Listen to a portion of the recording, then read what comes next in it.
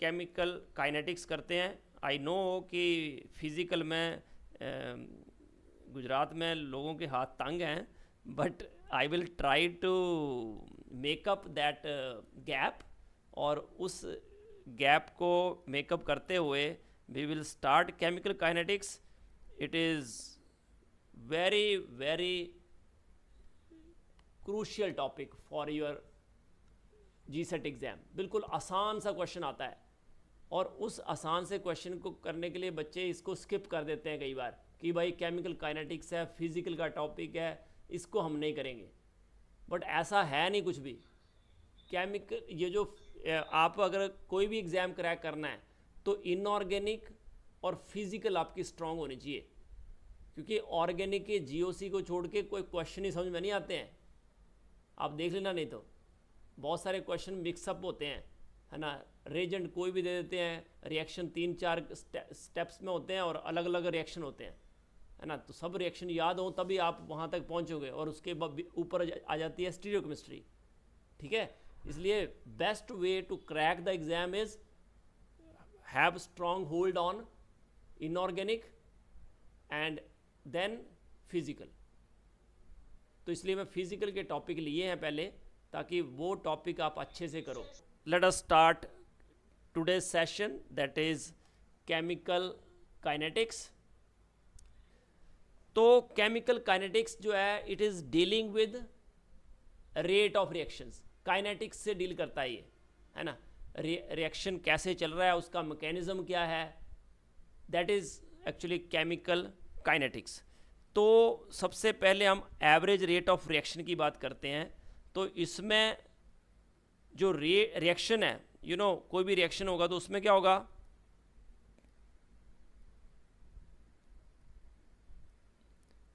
Reactant से क्या बनेगा, प्रोडक्ट। रिएक्टेंट से प्रोडक्ट बनेगा, ठीक है ना। तो rate of disappearance of reactant is equal to decrease in concentration of the reactant divided by the time taken. तो टाइम कितना लगता है, ठीक है ना, और उस टाइम में कितना कॉन्सेंट्रेशन जो है वो डिक्रीज हुआ, that is called rate of disappearance of reactant. वैसे ही जो इसको हम जब लिखेंगे तो हम इसको minus delta R by delta T लिखेंगे। ये माइनस साइन का मतलब ये है डिक्रीज। माइनस साइन का मीनिंग क्या है, डिक्रीज। एंड क्योंकि माइनस करोगे R2 माइनस R1, मतलब फाइनल माइनस इनिशियल, तो ऑब्वियसली रिएक्टेंट कन्वर्ट हो जाएगा प्रोडक्ट में। तो फाइनली जो रिएक्टेंट की कॉन्सेंट्रेशन है वो क्या होती जाएगी, डिक्रीज। तो इसलिए R2 हमेशा ही कम होगा R1 से, और ओवरऑल ये नेगेटिव होगा। तो ये अगर नेगेटिव होगा तो नेगेटिव नेगेटिव क्या हो जाएगा, positive, divided by T2 minus T1। कि इसका मतलब ये है कि ये रिएक्टेंट से प्रोडक्ट, तो टाइम T1 पे रिएक्टेंट की कॉन्सेंट्रेशन है R1, और टाइम T2 पे कॉन्सेंट्रेशन हो गई R2। तो उस टाइम के ड्यूरिंग क्या होगा कि रिएक्टेंट प्रोडक्ट में कन्वर्ट होगा, तो R2 is always less than R1। तो ओवरऑल R2 माइनस R1 जो है दैट इज नेगेटिव, और इसलिए नेगेटिव साइन आगे लगाया ताकि इसको हम पॉजिटिव बना सके। तो नेगेटिव साइन एक्चुअली इंडिकेट क्या कर रहा है, it indicates only decrease in concentration. It indicates decrease in concentration of the reactants. वैसे ही अगर rate of disappearance of R जो लिखा हमने, decrease in concentration of reactant over time taken, उसमें minus delta R by delta T, ये तो लिख दिया था। ग्राफिकल रिप्रेजेंटेशन की बात करते हैं, तो रिएक्टेंट की कॉन्सेंट्रेशन वर्सेस टाइम टेकन। तो बताओ ग्राफ किस साइड जाएगा, कहाँ से स्टार्ट होगा और किस तरफ जाएगा, अपवर्ड जाएगा कि डाउनवर्ड,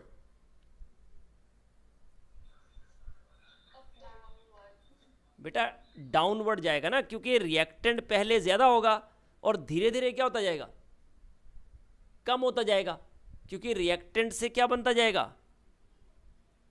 प्रोडक्ट। तो सिर्फ टाइम जैसे जैसे बढ़ेगा वैसे वैसे रिएक्टेंट क्या होता जाएगा, कम। तो ये क्या शो कर रहा है कि रिएक्टेंट धीरे धीरे कम हो रहा है। वैसे ही अगर मैं प्रोडक्ट कॉन्सेंट्रेशन लूँ और टाइम, तो कहाँ जाएगा ग्राफ, हाँ, तो स्टार्ट होगा जीरो से स्टार्ट होगा और जाएगा अपवर्ड, और देखो बाद में जाके लगभग कांस्टेंट हो जाएगा, क्योंकि उसके बाद रिएक्शन चलेगा ही नहीं, इक्विलिब्रियम में आ जाएगा, है ना। तो अगर हम इसका ग्राफ बनाएं इकट्ठा तो क्या होगा, इस तरह से ग्राफ बनेगा ये, सही है कि रिएक्टेंट धीरे धीरे क्या हो रहा है, डिक्रीज, और प्रोडक्ट क्या हो रहा है, इंक्रीज टाइम के साथ। और यहाँ पे ये क्या आ गया, किस्म का इक्विलिब्रियम, इसके बाद रिएक्शन नहीं चल रहा है। तो रेट को अगर प्लॉट करें टाइम के साथ तो ऑब्वियसली रेट जो है वो टाइम के साथ क्या होता जाएगा, डिक्रीज होता जाएगा। रेट जो है दैट डिक्रीजेज विद टाइम, क्योंकि रेट किस पे डिपेंड करता है, यस बेटा, रेट किस पे डिपेंड करता है, concentration of reactant, very good, reactant की कॉन्सेंट्रेशन पे डिपेंड करता है रेट। इसलिए जो है जैसे जैसे रिएक्टेंट कम होता जाएगा रेट ऑफ रिएक्शन भी कम होता जाएगा।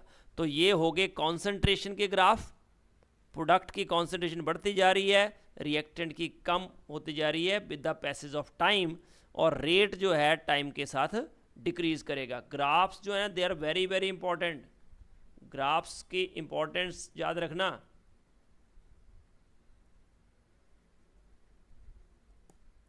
ओके, अब यहाँ पे ही अगर मैं ग्राफ बनाऊँ इसका रेट लिखूँ, तो ये था रिएक्टेंट टू प्रोडक्ट, तो इसका रेट अगर मैं डिफरेंशियल रेट लिखूँ, एवरेज रेट, तो ये होगा minus delta R by delta T और equal to plus delta P upon delta T, plus product के लिए प्लस, रिएक्टेंट के लिए माइनस। तो एवरेज रेट ऑफ रिएक्शन जो है वो ये आ गया अपना minus delta R by delta T, और लिमिट अगर delta T tend to zero करूं, दैट इज इंस्टेंटेनियस रेट लिखूं मैं,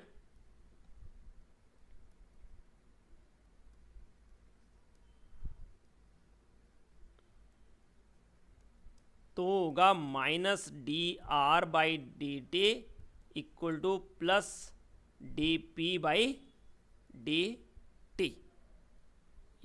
ये कैसे आता है कि delta R by delta T में limit delta T tend to zero, बिल्कुल स्मॉल इंटरवल लें हम तो उसको बोलते हैं इंस्टेंटेनियस रेट। ओके, यूनिट्स, तो अभी आपने पढ़ा कि रेट क्या था, कॉन्सेंट्रेशन ओवर टाइम, तो यूनिट क्या होगी, कॉन्सेंट्रेशन की यूनिट क्या होती है, what is the unit of concentration, mole per litre, very good, और टाइम के सेकंड, तो क्या हो गया यूनिट, मोल पर लीटर पर सेकंड। तो इसलिए यूनिट जो है वो आ जाएगी, मोल को और क्या लिखते हैं, मोल पर लीटर को molarity, capital M per second, तो you can write it as capital M per second, mole per litre पर सेकंड। इवन कई बार टाइम जो है मिनट्स में ले लें हम, तो मोल पर लीटर पर मिनट हो जाएगा। और लीटर को और क्या लिखते हैं, डेसीमीटर क्यूब, पता है ये, याद रखना 1 लीटर को 1 डेसीमीटर क्यूब भी बोलते हैं, और डेसीमीटर होता है 10 की पावर -1 मीटर। तो कितना हो गया, 10 की power -3 metre cube, that means 1 metre cube is 1000 litre. तो इसको मोल पर डेसीमीटर क्यूब पर मिनट भी लिख सकते हैं हम। अगर गैसियस रिएक्शन हो तो क्या होगा, जैसे चेंज इन कॉन्सेंट्रेशन सोल्यूशन में लेते हैं, वैसे ही अपने गैसियस स्टेट में क्या लेंगे, चेंज इन प्रेशर। तो क्या आ जाएगा, चेंज इन प्रेशर। तो पार्शियल प्रेशर हो जाएगा डिवाइडेड बाय टाइम टेकन। और आपको पता है कि प्रेशर को किस में मेजर करते हैं, या तो एटमॉस्फेयर में, बार में भी कर सकते हैं, मतलब एटमॉस्फेयर पर सेकंड लिख सकते हैं हम, बार पर सेकंड लिख सकते हैं। ओके, नाउ आ जाओ कि स्टोइक्योमेट्री की बात करें। कोई जनरल रिएक्शन ले लें जिसमें N1 मोल्स हैं कैपिटल A रिएक्टेंट के, N2 मोल्स हैं कैपिटल B रिएक्टेंट के, M1 मोल्स हैं कैपिटल C रिएक्टेंट के, और M2 मोल्स हैं कैपिटल D रिएक्टेंट के। तो रेट एक्सप्रेशन क्या होगी, तो याद रखना कि जो कॉफिशिएंट्स हैं उससे रेट को हम क्या कर देते हैं, जो रेट ऑफ डिसअपियरेंस है उसको उससे डिवाइड कर देते हैं। क्योंकि जब ये डेल्टा ए, ये लिखो minus delta A by delta T, what it means, what is this, it is rate of disappearance of A. किसकी डिसअपियरेंस है, ए की, बट ए के कितने मोल्स, N1 मोल्स। तो हम तो पर मोल निकालते हैं ना रेट, तो इसलिए 1/N1 हो जाएगा ये। वैसे ही दूसरे के लिए क्या हो जाएगा, 1/N2 minus delta V by delta T. C के लिए 1/M1 delta C by delta T equal to plus 1/M2 delta C by delta D by delta T. तो ये रेट एक्सप्रेशन है, इंपॉर्टेंट है ये, क्योंकि इस पे भी क्वेश्चन बहुत बार आए हुए हैं इसी टॉपिक पे, कि इसको यूज़ करके you can calculate different numericals. तो जैसे ये कोई रिएक्शन है, देखो ये जी सेट में क्वेश्चन आया है 2014 में, बोलो कर सकते हो,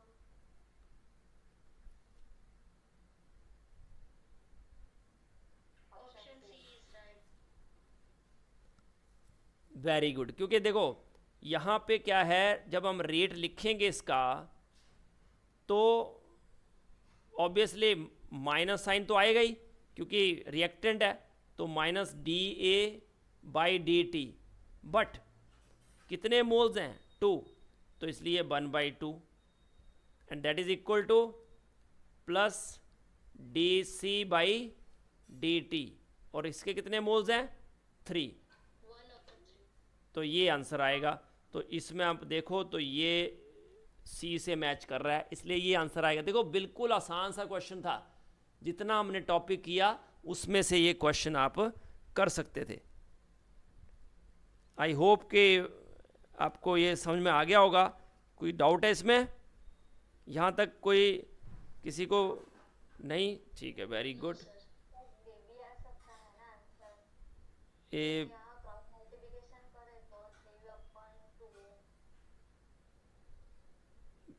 बेटा या तो -1/2 D A by D T होना चाहिए, या plus 1/3 D C by D T. This is the rate, only this two are rates, है ना। इसलिए यहाँ पे 2a⁻² लिखा है ना, तो इट्स रॉन्ग। ये जो है ये -3/2 D A by D T, वो क्या आएगा, D C by D T, मतलब rate of appearance of C, D C by D T equal to D C by D T. अगर मैं लिखूं, ये था ना 2a टू गिव 3c, तो अगर मैं इसको रेट लिखता हूं जो था minus D A by D T 1/2 that is equal to plus 1/3 D C by D T. अब यहाँ से D C by D T जो है ना that is equal to -3/2 D A by D T, right, but it is not equal to rate.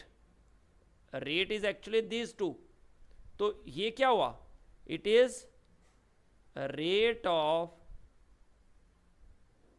Appearance of C. Same आप ऐसे लिख सकते हो कि D minus D A by D T that is equal to 2/3 of D C by D T. इसका मतलब ये क्या है, ये इक्वल टू इसके, it is rate of disappearance of A, right. Okay, तो ये हो गया अपना एक क्वेश्चन। एक और क्वेश्चन मैं देता हूं आपको। लेट अस से कि अपने पास है 2a plus B to give 3c plus D. तो आपको बताना है कि कौन सी एक्सप्रेशन रिएक्शन रेट को एक्सप्रेस कर रही है। पहली है minus D C by 3 D T, B option है minus D B by D T. अच्छा, जो एक्सप्रेस नहीं कर रही है वो बताना है आपको, C D D by D T, और लास्ट ऑप्शन है minus D A by 2 D T. नहीं, क्वेश्चन सुन लो।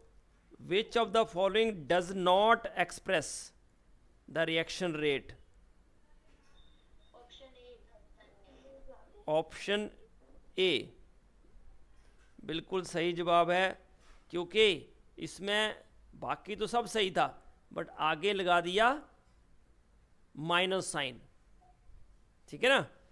अब इसका minus D B by D T okay है, ये 2a है इसलिए -1/2 D A by D T okay है, ये d अकेला है इसलिए D D by D T okay है। बट यहाँ पे डी सी के साथ उसने बाकी तो ठीक लिखा 1/3 D C by D T, but plus की जगह माइनस साइन लगा दिया, इसलिए ये गलत हो गया। अदरवाइज बाकी सब ठीक था।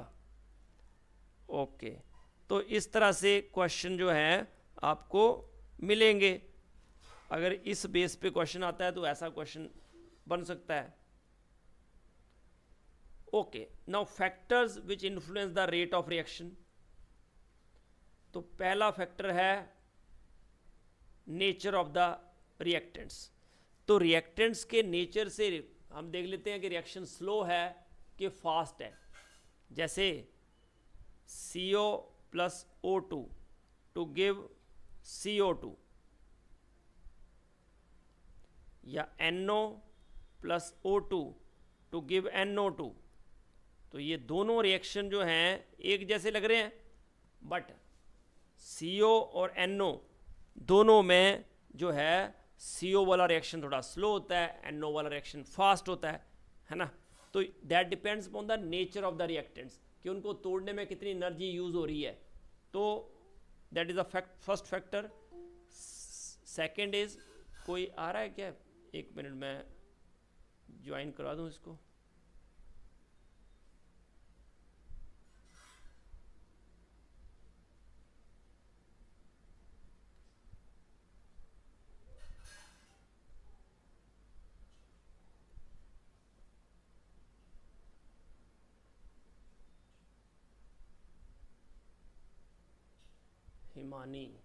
हिमानी इतनी लेट?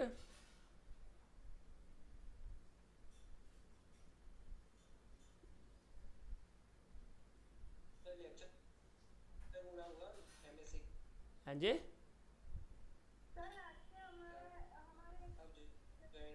अच्छा, तो आप ऐसा करो पहले एक बार ज्वाइन कर दिया करो और फिर जाया करो, है ना।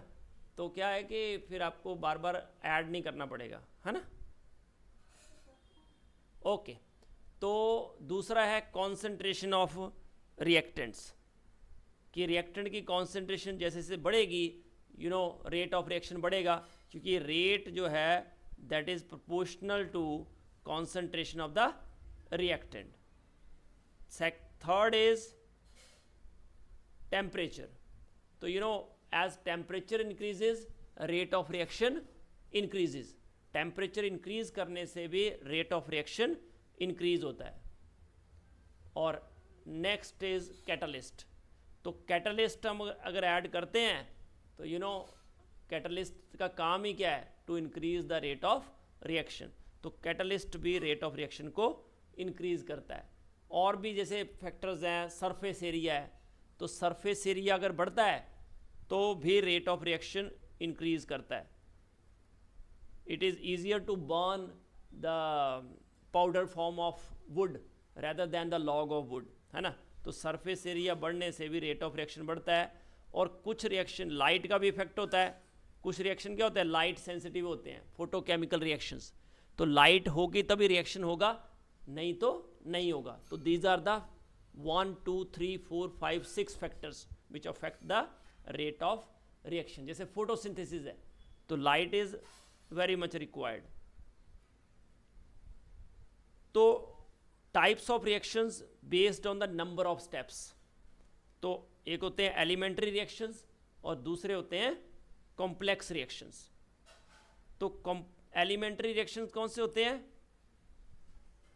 वन स्टेप रिएक्शंस, जो एक ही स्टेप में हो, एक से ज़्यादा स्टेप ना लगें जिस रिएक्शन में, उसको बोलते हैं एलिमेंट्री रिएक्शन. और कॉम्प्लेक्स रिएक्शंस क्या होते हैं, जिसमें जो हो in more than one step, उसको बोलते हैं हम कॉम्प्लेक्स रिएक्शन. तो elementary reaction, the reaction that occur in a single step, उसको बोलते हैं बेटा एलिमेंट्री रिएक्शन. जैसे एग्जाम्पल के तौर पे H2O2, तो H2O2 से H2O प्लस हाफ O2 बने, तो दैट इज ये तो फैक्टर्स नहीं है, तो फिर क्या है फैक्टर्स. मतलब टाइप ऑफ रिएक्शन है. देखो मैंने फैक्टर्स बता दिए ना, 6 फैक्टर्स हैं, ठीक है. ये टाइप ऑफ रिएक्शन है कि रिएक्शन एलिमेंट्री होते हैं और कॉम्प्लेक्स होते हैं. तो एलिमेंट्री रिएक्शन होते हैं जो एक स्टेप में हो. जैसे ये रिएक्शन है, ये रिएक्शन जो इनऑर्गेनिक के हिसाब से भी इंपॉर्टेंट है. प्रिपरेशन ऑफ नाइट्रोजन है, ये नाइट्रोजन बनाने में अमोनियम नाइट्राइट को हम हीट करते हैं तो we gate N2 and 2H2O. और वहीं पे अगर अमोनियम नाइट्रेट होता है उसको हीट करते हैं तो we get N2O, nitrous oxide. ये रिएक्शन ही याद कर लो, ये 2 रिएक्शन आपके लिए हो गए यहाँ पे इनऑर्गेनिक के हिसाब से भी. अमोनियम नाइट्राइट को हीट करते हैं तो नाइट्रोजन गैस मिलती है, और अमोनियम नाइट्रेट को हीट करते हैं तो N2O. क्या बोलते हैं N2O को,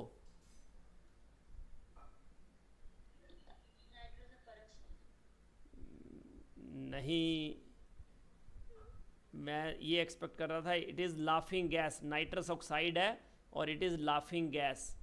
परऑक्साइड तो बेटा O2 होना चाहिए. हाइड्रोजन परऑक्साइड है H2O2. O2 2 नेगेटिव को परऑक्साइड बोलते हैं. तो उसमें O2 कोई बात नहीं बेटा, लाफिंग गैस बोलते हैं इसको, N2O को नाइट्रस ऑक्साइड, और इसको क्या बोलते हैं, लाफिंग गैस. ये दोनों रिएक्शन नोट कर लो अच्छे से. Ammonium nitrite, ammonium nitrate. Ammonium nitrate को हीट करते हैं तो we get nitrous oxide. Ammonium nitrite को हीट करते हैं तो we get nitrogen gas. Okay, ये एलिमेंट्री रिएक्शंस हैं. अब आए कॉम्प्लेक्स रिएक्शंस.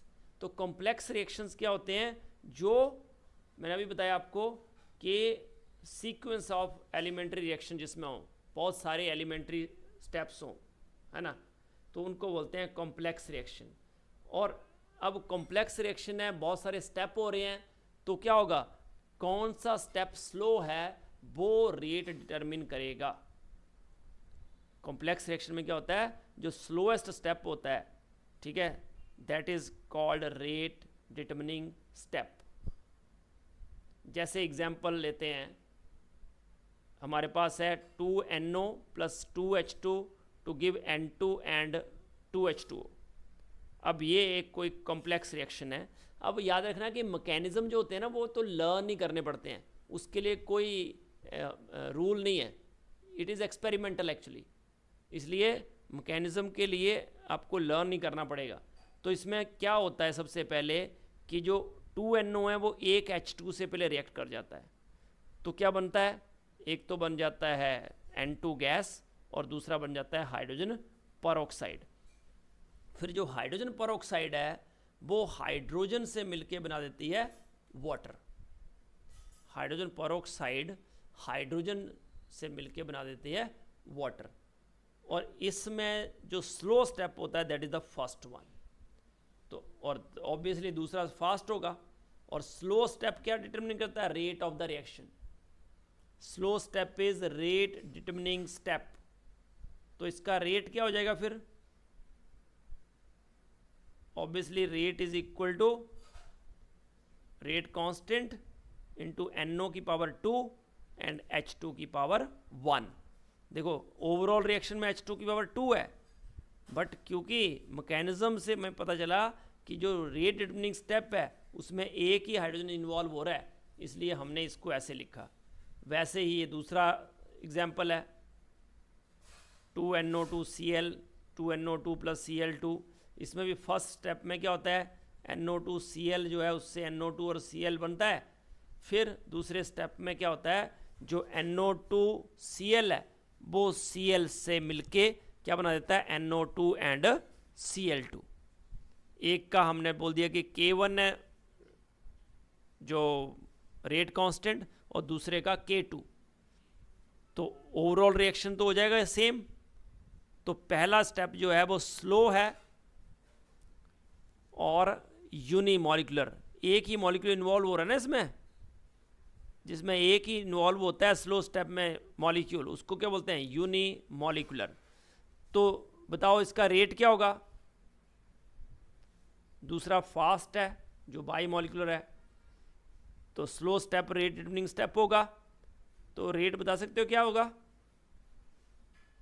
यस बेटा, what is its rate,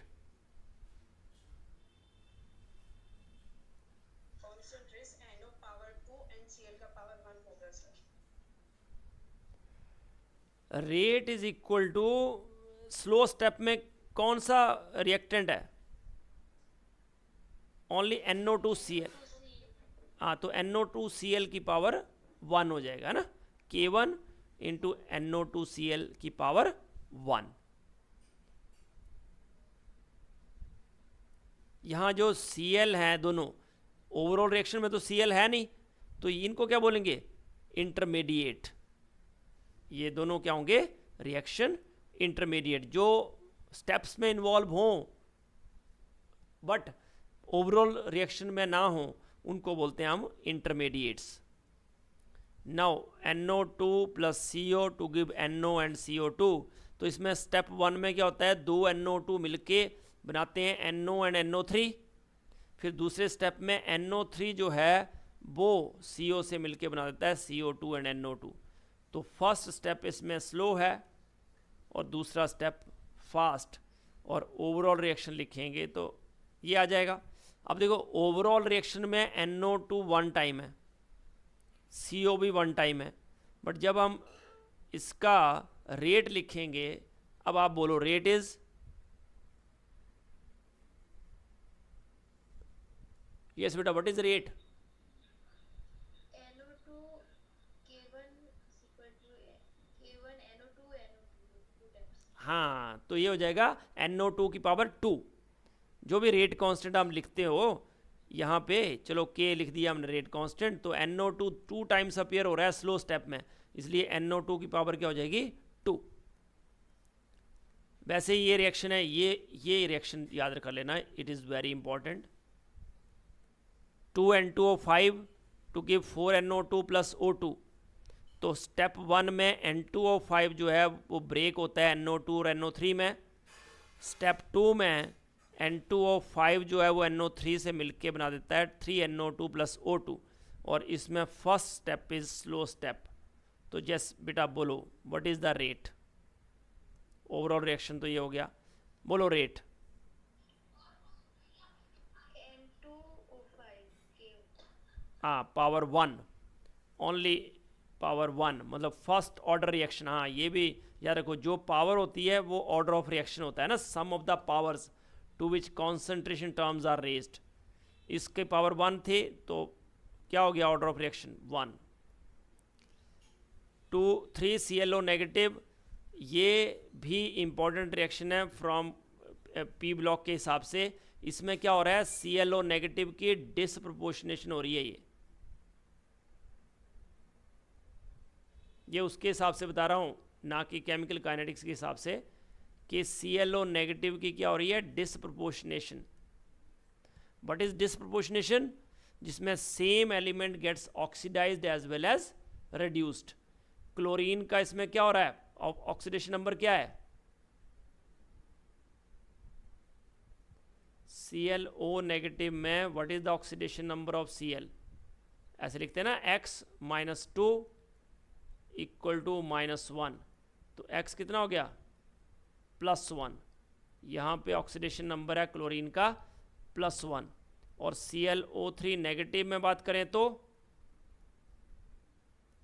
x - 3 2 6 equal to -1, तो x इज इक्वल टू +5। तो इसका क्या हो गया, +5। और Cl माइनस में -1, तो +1 से +5 क्या हो रही है, ऑक्सीडेशन। +1 से -1 क्या हो रही है, रिडक्शन। तो सेम एलिमेंट्स की ऑक्सीडेशन भी हो रही है, रिडक्शन भी हो रही है, इसलिए ये कैसा रिएक्शन है, डिसप्रोपोर्शनेशन रिएक्शन। अब ये तो हो गया आपके रेडॉक्स और उसके हिसाब से। अब हम बात करते हैं कि इसका मैकेनिज्म क्या होगा। तो स्टेप 1 में ClO नेगेटिव मिलके बना देते हैं ClO2 negative and Cl negative. ClO2 negative फिर ClO नेगेटिव से फर्दर रिएक्ट करता है, बना देता है ClO3 नेगेटिव एंड Cl। तो इसमें भी first step is slow and second step is fast.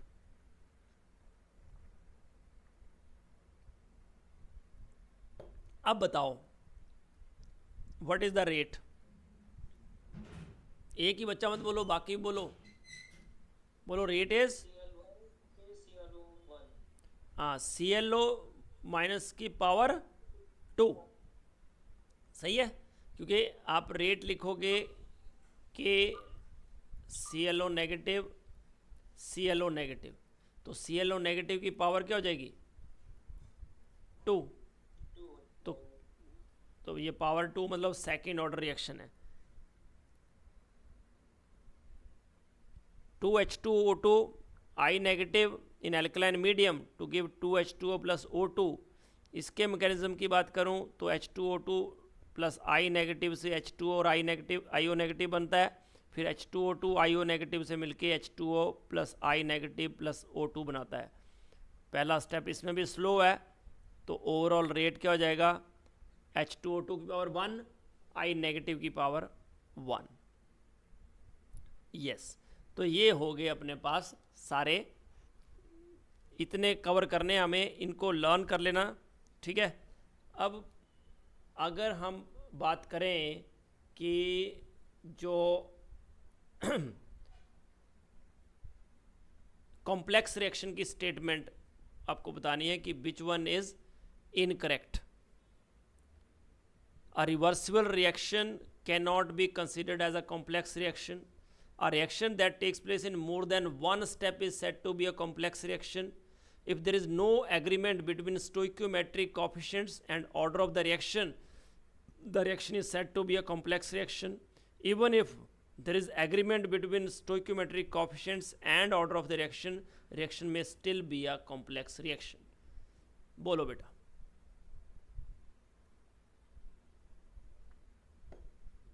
तो मैंने अभी बात करी आपके ये कॉम्प्लेक्स रिएक्शन क्या होते हैं,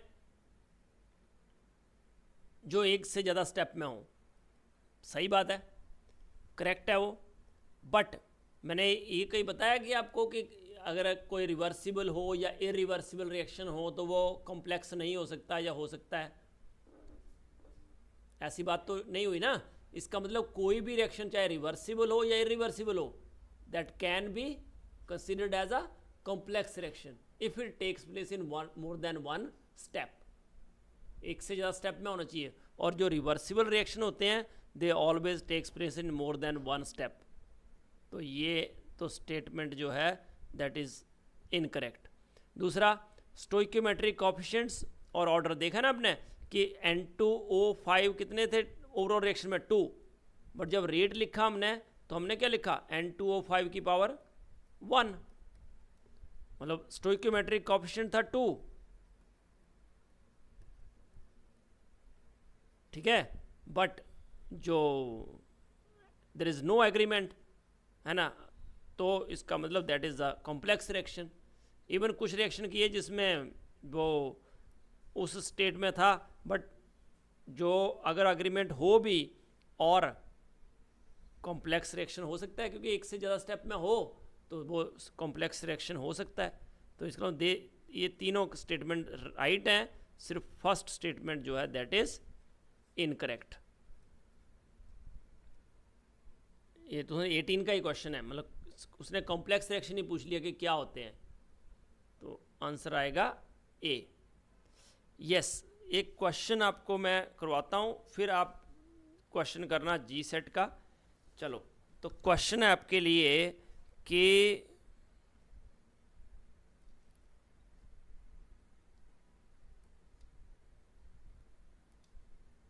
मान लिया ये कोई रिएक्शन दिया है X2 plus Y2 to give 2XY. पहला स्टेप है इसमें कि जो X2 है वो रिवर्सिबली कन्वर्ट होता है XX में, और ये फास्ट स्टेप है. दूसरा जो स्टेप है उसमें इसको ध्यान से करना बेटा. X जो है, ये जो X बने, XX बॉन्ड टूटा ना पहले, फिर जो X बना वो Y2 से रिएक्ट करता है और बना देता है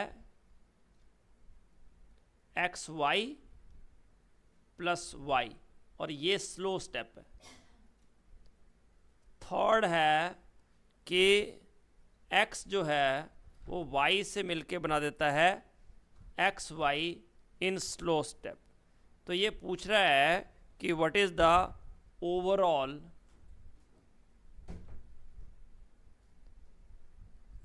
ऑर्डर ऑफ द रिएक्शन.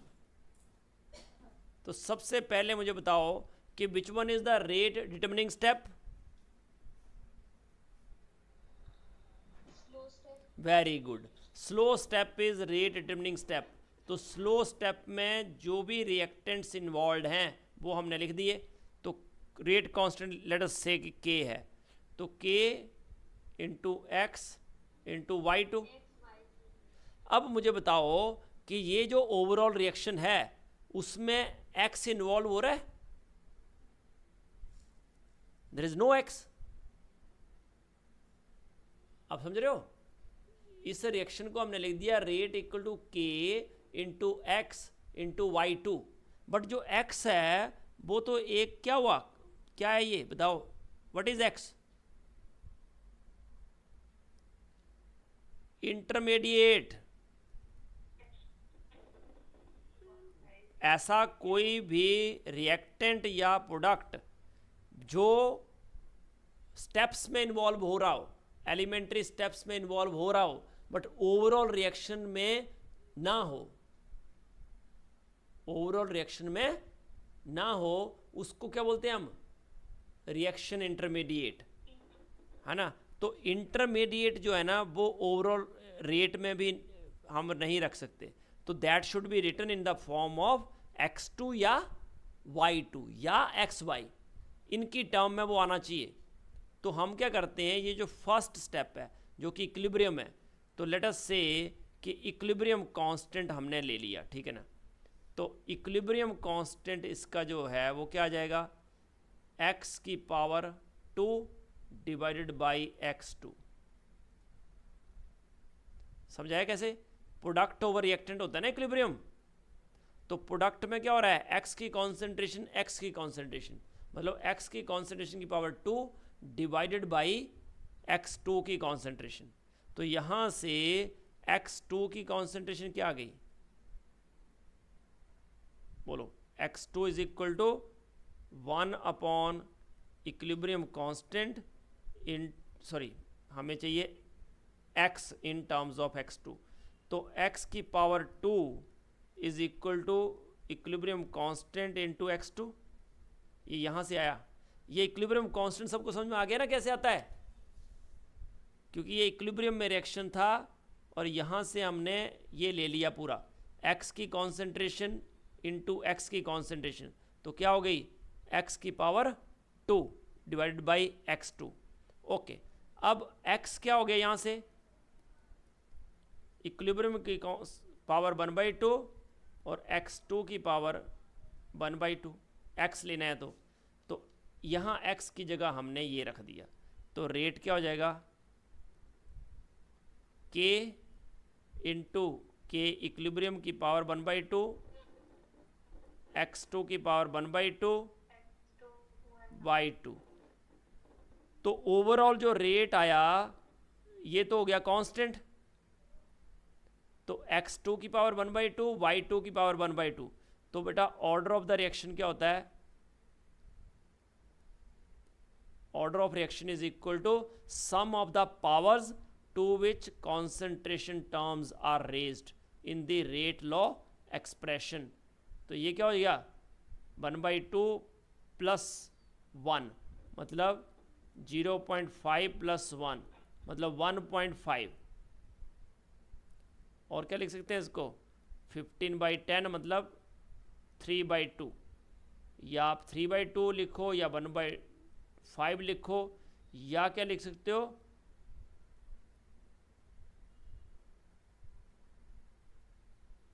1, ऐसे भी लिख सकते हैं ना।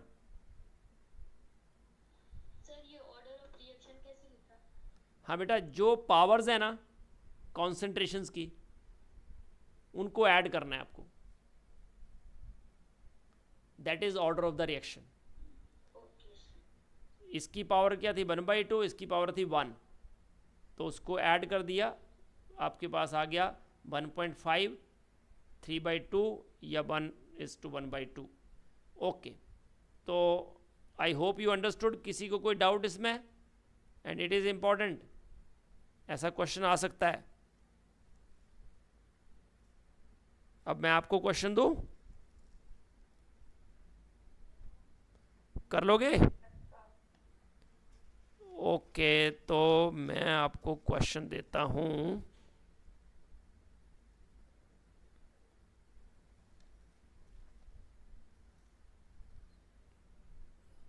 लो, आपके लिए क्वेश्चन है और ये आया है GSET 2014 में।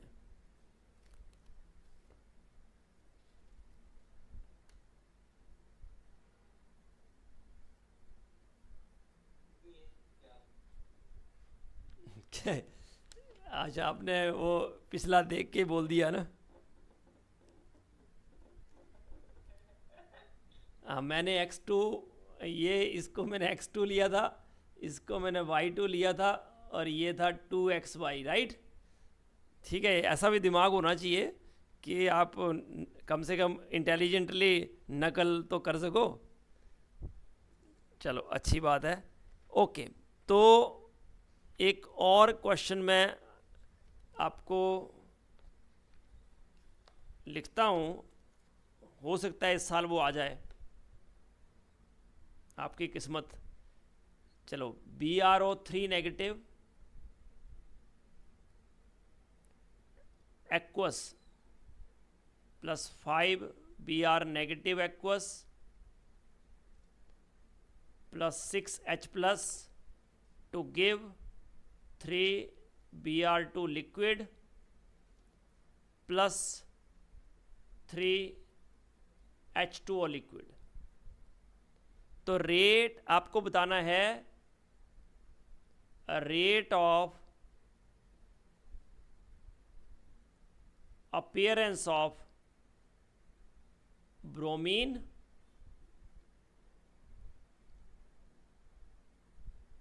related to rate of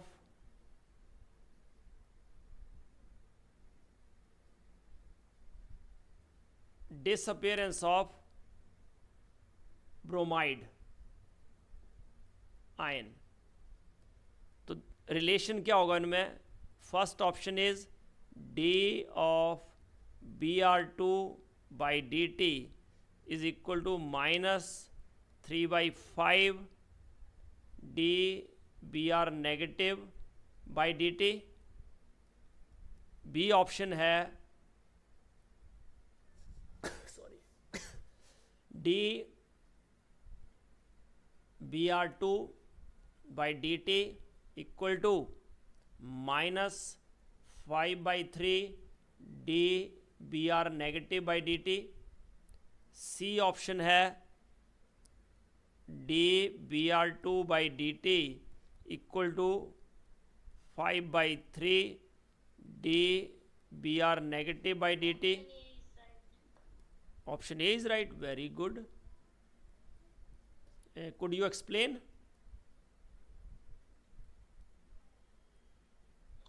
Sure, sir. बोले बेटा. 1/3 dBr2 upon dt is equal to 1/5 dBr. Very good. Great. I got it.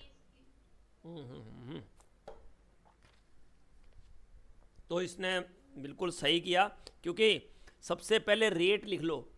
Rate लिखोगे तो ये क्या आएगा? 1/3.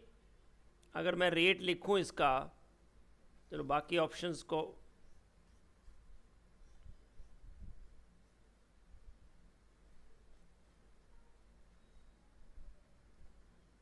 तो अगर मैं रेट लिखूं तो rate is equal to, bromide और ब्रोमीन की टर्म में लिखता हूं, तो ब्रोमाइड के लिए क्या आएगा? -1/5 D Br negative by D T is equal to, ये तो प्लस रहेगा, 1/3 D Br2 by D T. ठीक है,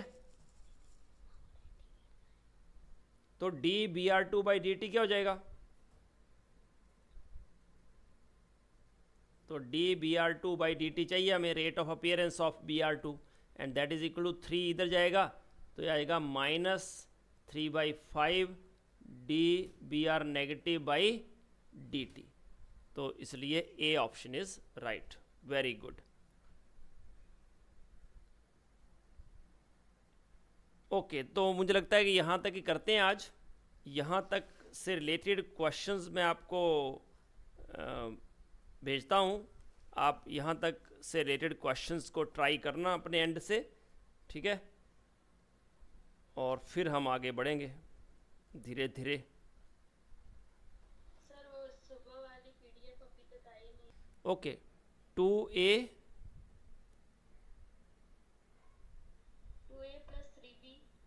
2a plus 3b gives product is 3z. 3Z. Okay, So हम इसमें अब a को 2 into 10⁻⁻4 मोल पर सेकंड करते हैं. ए की कॉन्सेंट्रेशन कि ये Rate of consumption of a okay, -dA by dt is given to us, right? 2 into 2 in 10⁻⁴. Okay, इतने मोल पर लीटर, मोल पर सेकंड है ना, मोल पर लीटर पर सेकंड दिया हुआ है. What is the rate of the formation of Z? What is the rate of formation of Z? बहुत ही अच्छी बात है. तो पहले, सबसे पहले इसमें भी क्या करेंगे? रेट लिख लेंगे पहले. तो रेट लिखेंगे, ये गलती नहीं करनी है कि आप सीधा इनको देख लो. आप रेट लिखो पहले, और किस में लिखो? A और Z की टर्म में, क्योंकि आपको A दिया है, Z आपको निकालना है. तो rate equal to -1/2 dA by D T. B को रहने दो ऐसे ही, और Z की टर्म में लिखोगे तो क्या हो जाएगा? +1/3 dZ बाई डी टी. लिख दिया. अब आप आओ कि dZ by D T V need, ये चाहिए ना, rate of appearance of Z, है ना, rate of formation of Z. हाँ जी, तो ये हो जाएगा माइनस, हाँ, -3/2 dA/dt,